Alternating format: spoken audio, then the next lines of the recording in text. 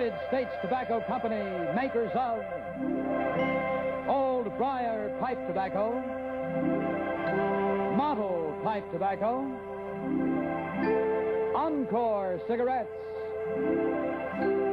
Sano Cigarettes, and Sano Cigars present Martin Kane, Private Eye, starring Lee Tracy.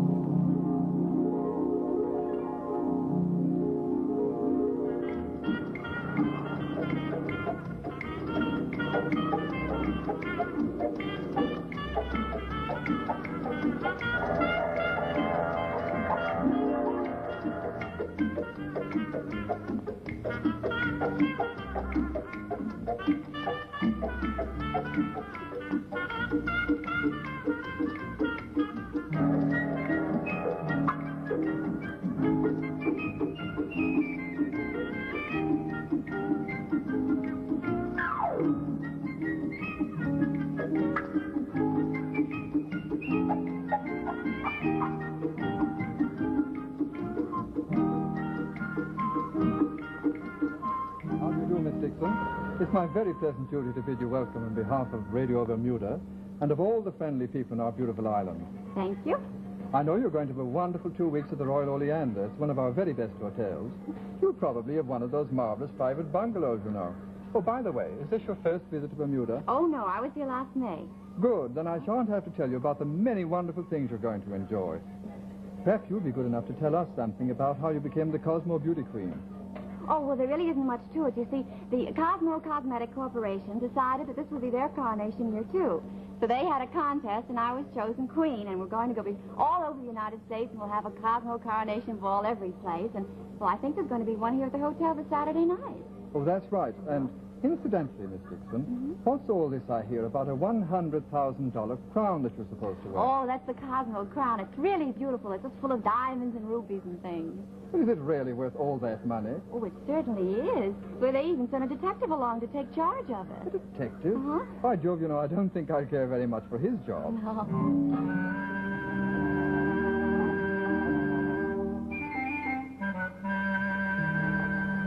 Say, Marty, how about this, huh? 3 days ago, I'm sitting in New York minding my own business. You get this assignment, and here I am in Bermuda. Well, why not, Lieutenant? You needed a vacation, I needed company. Yeah, but don't forget what I said in New York still goes. For you, this trip may be strictly for business, but for me, it's strictly for fishing. Oh, which reminds me, how am I supposed to get any rest sleeping in that room with that diamond crown you've got there? Don't worry, pal. The Cosmo crown goes straight into the hotel safe. Now, how long do you think it's going to be before we get through customs, though? Well, I hear it moves pretty fast once they get the baggage unloaded. Hey, Marty. Yeah. Are you getting paid to watch that crown and Miss Dixon? No, just the crown. Why?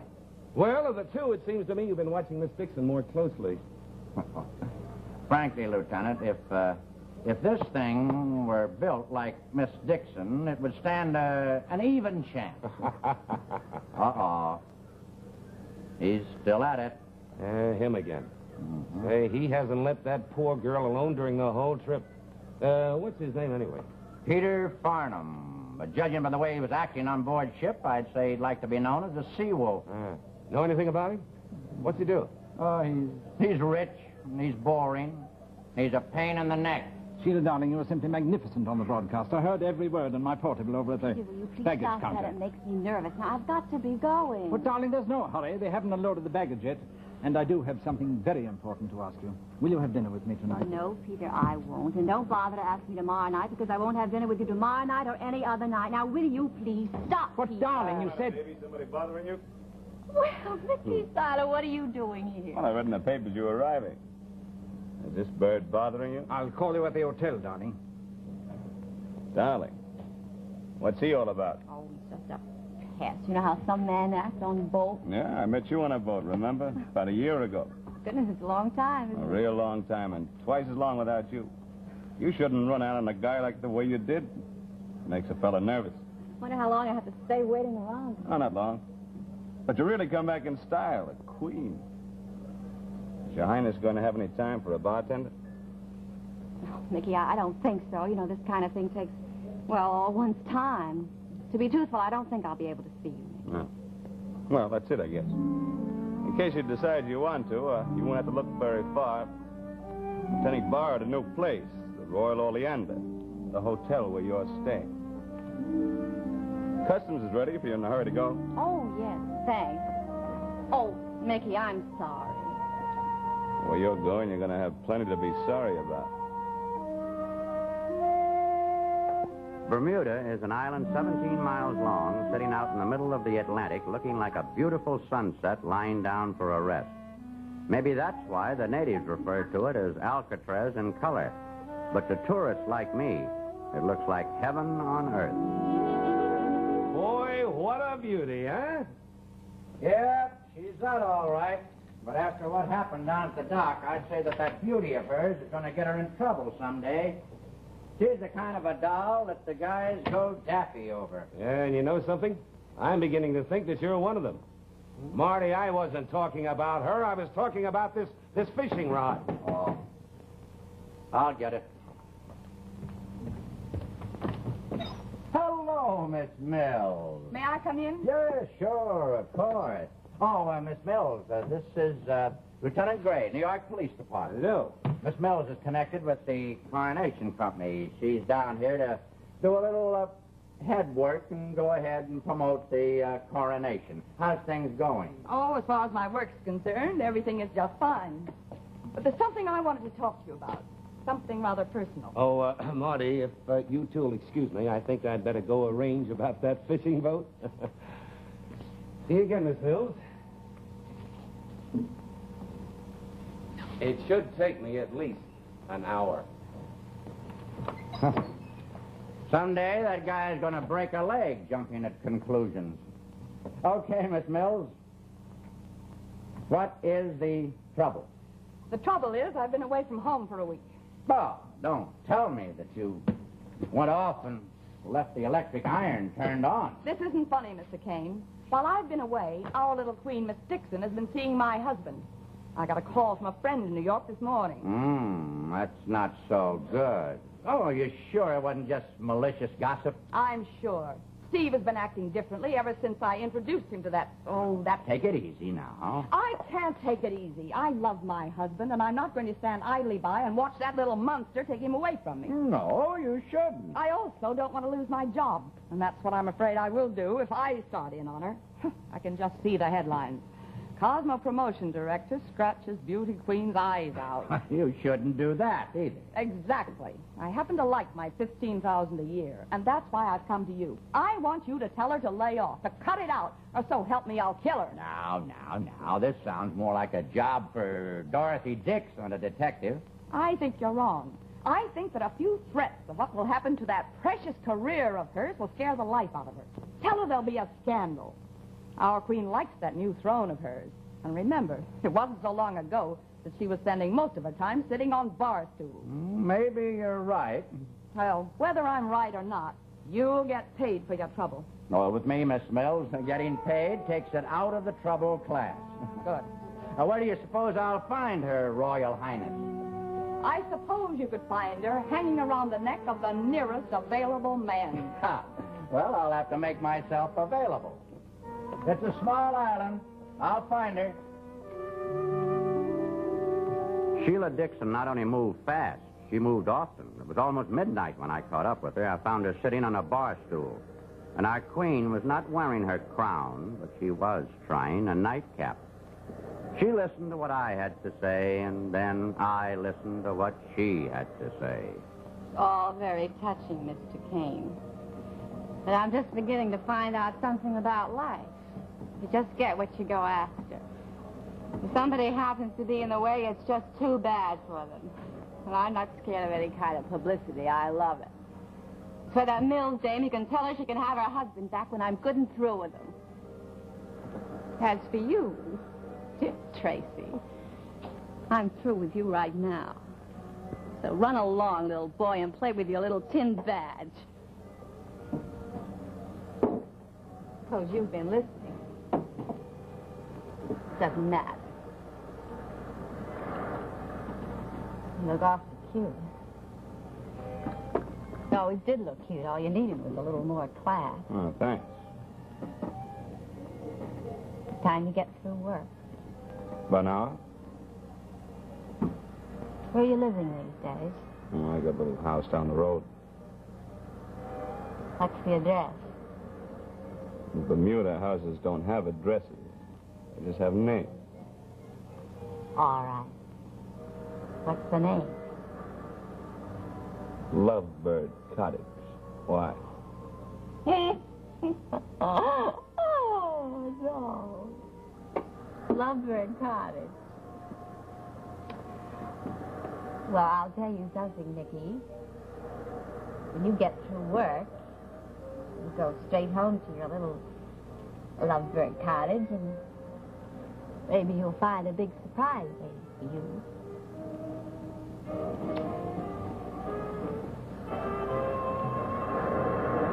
Well, I've been calling you for the last hour, Miss Mills. I wanted to tell you that I finally located our little friend.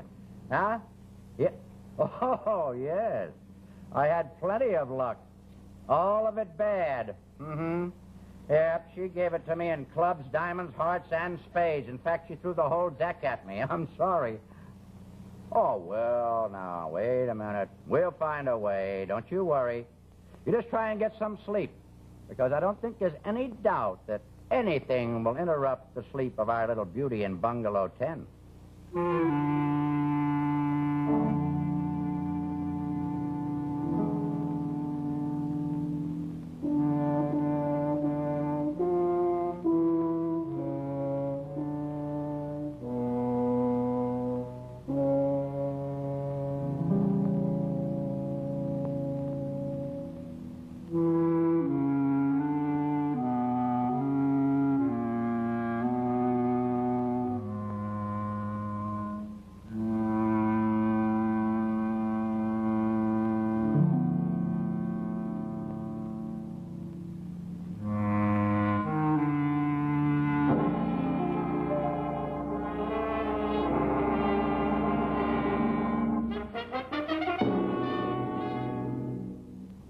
Good evening, Mrs. Tishner. Can I help you? Indeed you can, Hap. I want a carton of Sano cigarettes. Right you are.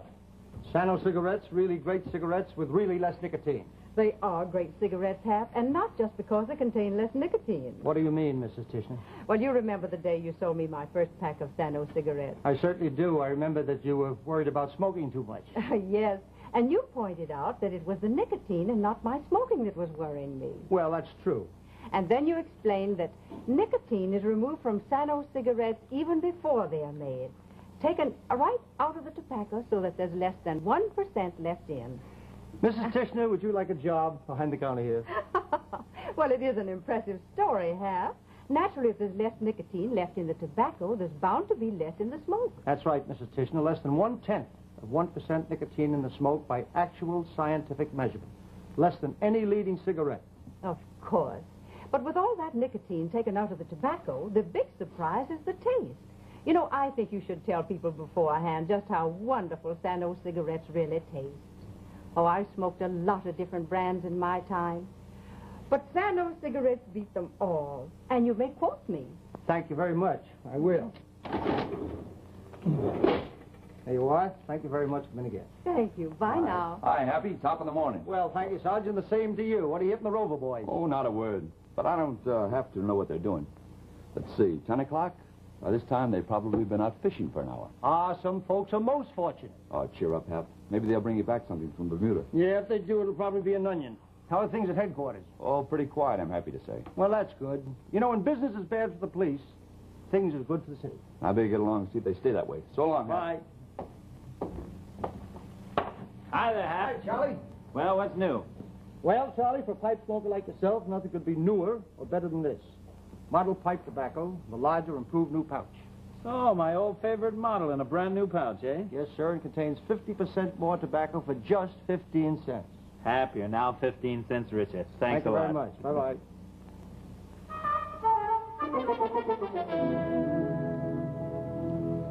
It was one of our most reliable maids, Olga, who discovered the body. The poor girl is still in hysterics. Oh, I do wish the police would get here. Mr. Kane, What on earth do you suppose I can do in the meantime? Don't do anything. Just try not to faint. Hey, Marty, it's a good thing I heard your voice. I've been looking for you everywhere. I did what you told me. I ordered your breakfast. It's on the table. Come on, your ham and eggs are getting cold. Now, wait a minute. Huh? Not half as cold as our little friend in there. What? Hey. What happened? Drowned. I guess our little queen got herself in her cups last night. Wanted to take a bath, slipped, and took the big swim. Yeah, but her head's not underwater. Well, it's a short tub. Her feet are braced against the bottom. Rigor mortis set in and raised her head above the water. That's true. It's happened many times before. Oh, have the police been notified? Yeah, Mr. Anderson, the hotel manager here. He called them, then he called me. Well, it sure is too bad, but I'm still going fishing. You're coming, aren't you? No, I don't. I think I'll stick around. What for? The Bermuda police can handle an accidental death without you? Well, you know me. Besides... Huh? Come here. Take a look at this. Found this note lying on the floor. Dearest Sheila, I will be waiting outside your bungalow at midnight. I must talk to you. I am desperate. Desperately in love. Peter. Peter? Farnham, I imagine. You remember, the Seawolf? Oh, yes, of course. Hey, Marty, maybe there is something in this, huh? But I'm still on a vacation, and I only get one a year. Well, far be it from me, pal, to spoil your vacation. You go fishing, and I'll stick around and see if anything fishy turns up on this end. Right. Oh, by the way, what are you going to use for bait? Well, with this note, maybe I can bait the local police into a fast autopsy. Nothing here to indicate it is not accidental death, Mr. Kane. Large amount of whiskey in the stomach, large amount of H2O in the lungs. And there's one bruise on the back of the head, but that was probably caused when the young lady slipped. You care to look it over? Oh, yeah. Say, whoever drew this up is really thorough. Not only got the obvious things in, but chemical analyses as well. He's to be congratulated. Oh, there's nothing halfway about the colonel. He studied under Sir Bernard Spilsbury in London, you know. Oh, no wonder. He's the one who set that new standard for criminal pathologists, isn't he? Huh? Say, do you suppose I could have a copy of this? Well, I don't see why not. All right. I'll wait, if I may. Then back to the hotel and a nice, quick, cool shower. It's been a long, hot day. Oh, it has that. But, you be careful. Accidents will happen in bathtubs, you know.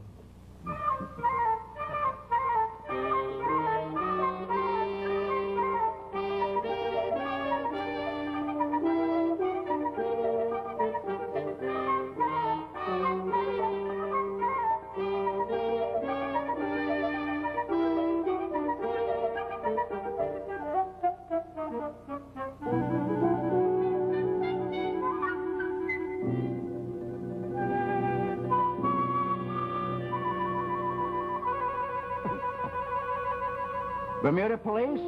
Yeah, well, put me through to Lieutenant Gaines. Will you, please? Right.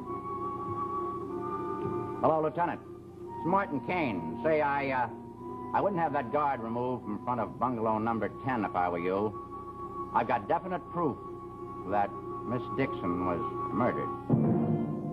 All right. I did write that note.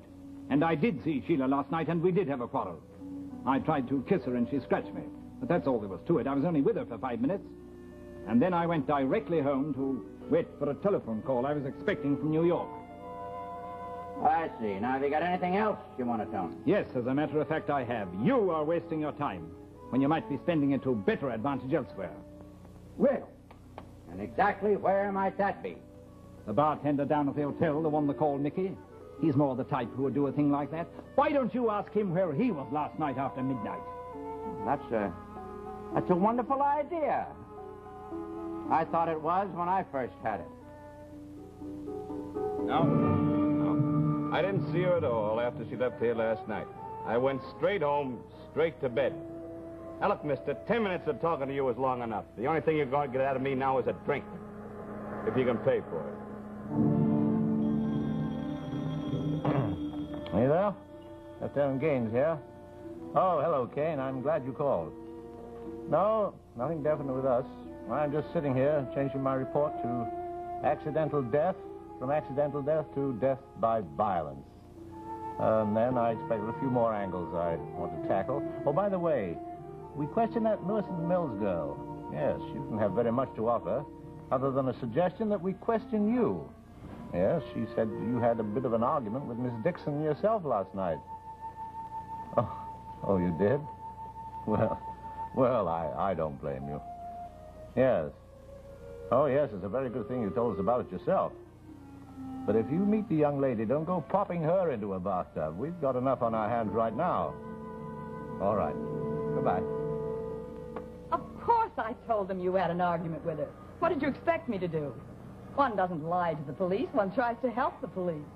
After all, if this is a murder, which I doubt, Mr. Kane, I'm the last person in the world who has anything to hide. Well, it is murder.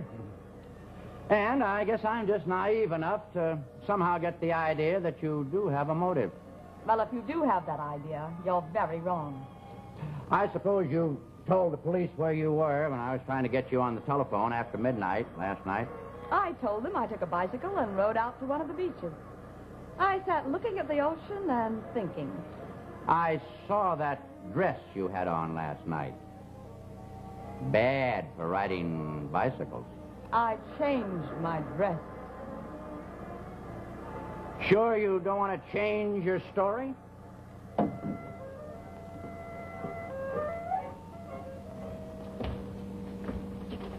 Well, sure, Marty, it is one of the most thorough autopsy reports I've ever seen, but I still don't see from this how you knew it was murder.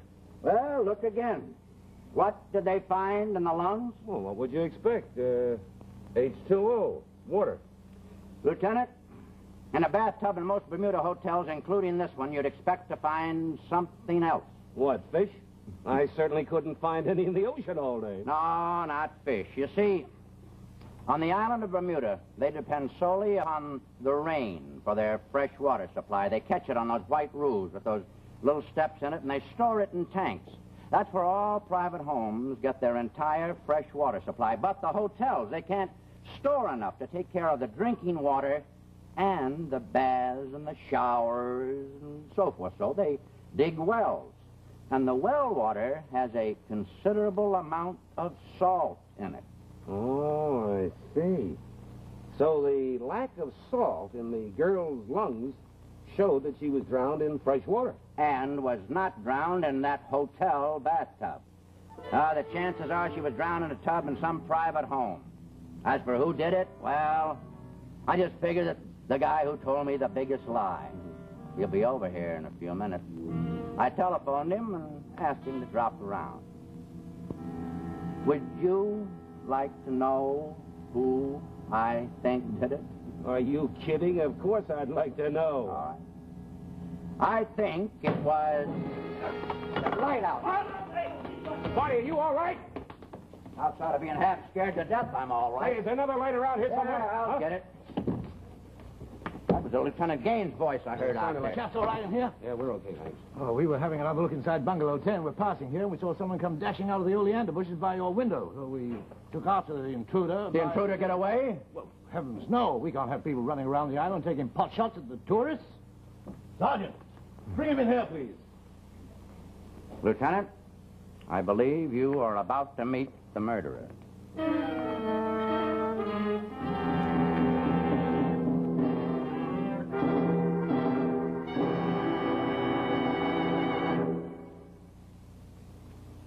In homes that boast a masterpiece of painting or of the furniture designer's art, you'll likely find Encore cigarettes. One instance is the home of Mrs. Livingston Biddle II, a prominent New York socialite. Before choosing Encore as her filter cigarette, Mrs. Biddle tried the others and found that Encore is the one filter cigarette with a flavor you can really taste. Responsible for this unique satisfaction is Encore's own open-end filter mouthpiece. Although it provides complete filter protection, you taste what you're smoking because it's so easy to draw on. This mouthpiece can't obstruct your enjoyment of the full, rich flavor of Encore's truly superb tobaccos. And with the filter recessed deep within the Encore mouthpiece, you are assured of a much cleaner, neater smoke. Once you try a pack or two of Encore, you'll agree Encore is truly the one filter cigarette that filters the smoke, but not the taste.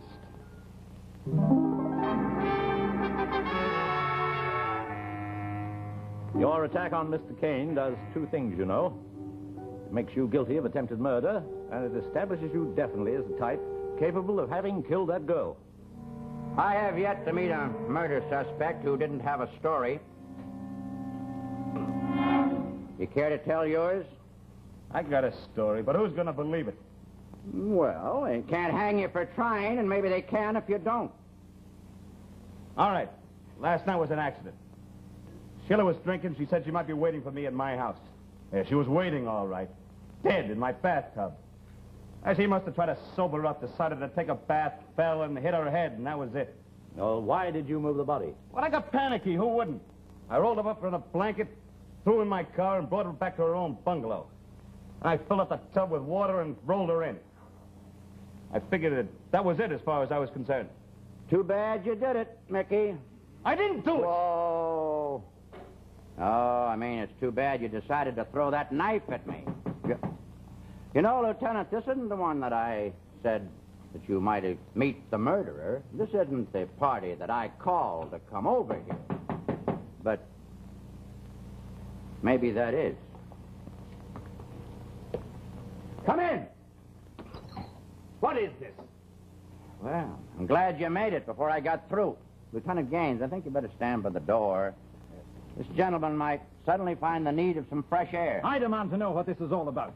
It's about the end of the line for you, my friend. That is, if the local police take my advice, they'll arrest you for the murder of Sheila Dixon. How dare you say such a thing? I dare because I am firmly convinced that after Sheila gave you the brush off last night, you followed her to Mickey's house. There you slugged her, dumped her bathtub, and drowned her. And in that way, you got even with her, and you hoped that you'd also get rid of her boyfriend here. I did no such thing. Oh, yes, that's right. You did tell me that when you left the young lady after midnight last night, you went directly to your home and waited for a telephone call from the United States. I most certainly did.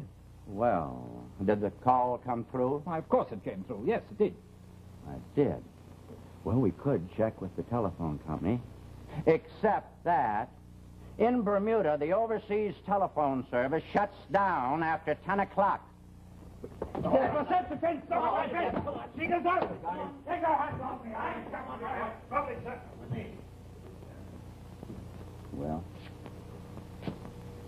that was easy. Well, maybe for you, Marty. But it was a slick piece of work just the same. No, like I said, it was easy. But how would you like to try to solve some of the mysteries that the big committee will run up against when they meet right here in Bermuda?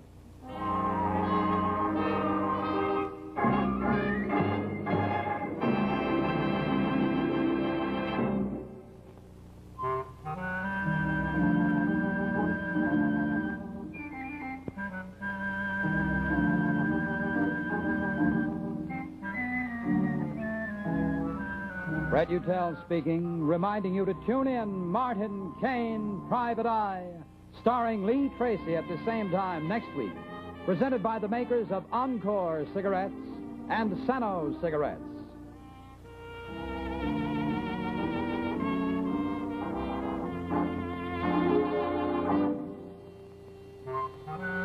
Martin Kane, Private Eye has been selected to be shown to our armed forces overseas.